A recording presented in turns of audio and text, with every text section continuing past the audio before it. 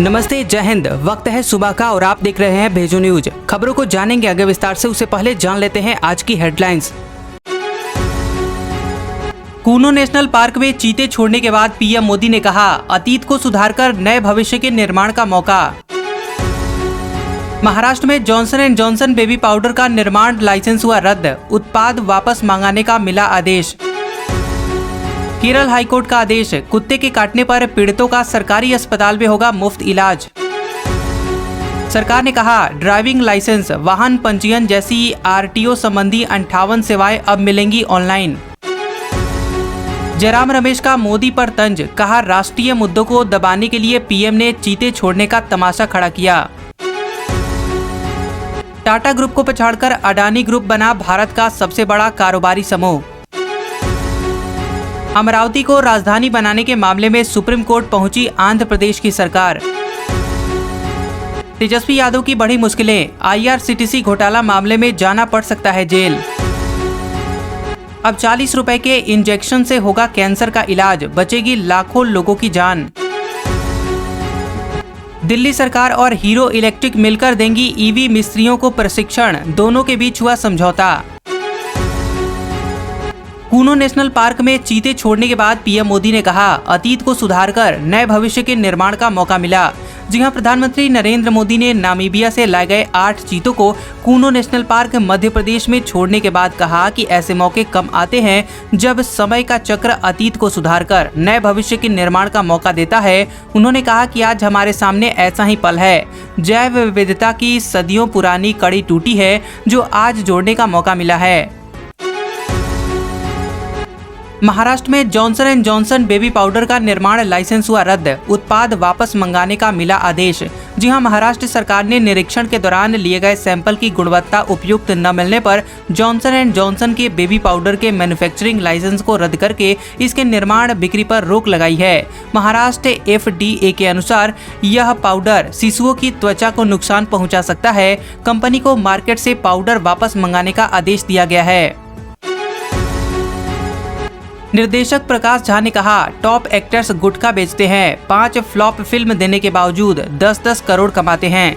जी हां, निर्देशक प्रकाश झा ने कहा कि आजकल के टॉप एक्टर्स गुटखा बेचने में लगे हुए हैं और 5 फ्लॉप फिल्में देने के बावजूद विज्ञापन फिल्मों की शूटिंग करके 10-10 करोड़ कमाते हैं। उन्होंने TOI से कहा कि 5-6 अभिनेता हैं, जब उन्हें एक गुटखे का विज्ञापन करने के लिए 50 करोड़ रुपए मिलते हैं तो वे मेरी फिल्मों में क्यों काम करेंगे।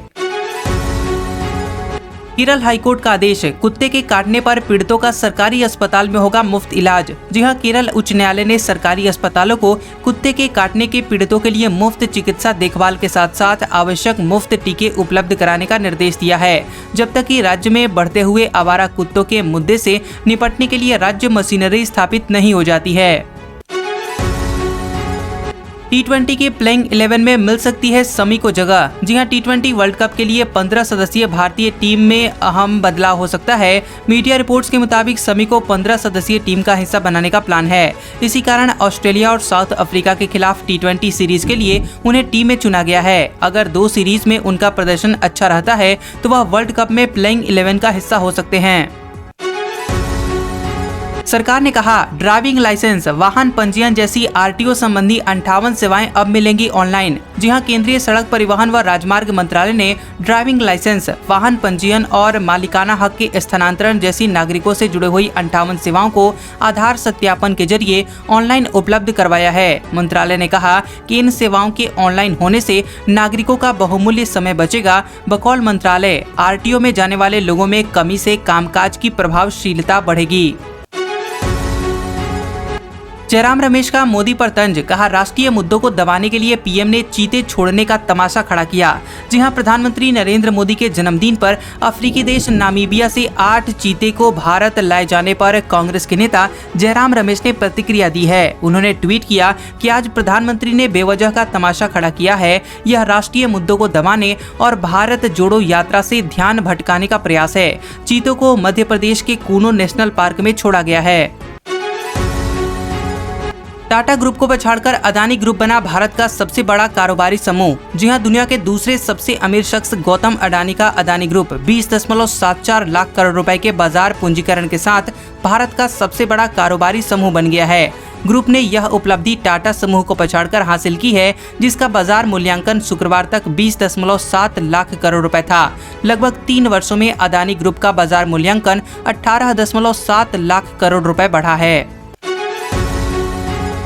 अमरावती को राजधानी बनाने के मामले में सुप्रीम कोर्ट पहुंची आंध्र प्रदेश सरकार। जी हां, आंध्र प्रदेश सरकार ने अमरावती को राजधानी बनाने के मामले में हाईकोर्ट के फैसले को चुनौती देते हुए सुप्रीम कोर्ट में याचिका दाखिल की है। बता दें कि इससे पहले हाईकोर्ट ने अमरावती को आंध्र प्रदेश की एकमात्र राजधानी घोषित किया था, लेकिन राज्य सरकार अमरावती, विशाखापट्टनम और कुर्नूल के बीच राजधानी को विभाजित करना चाहती है।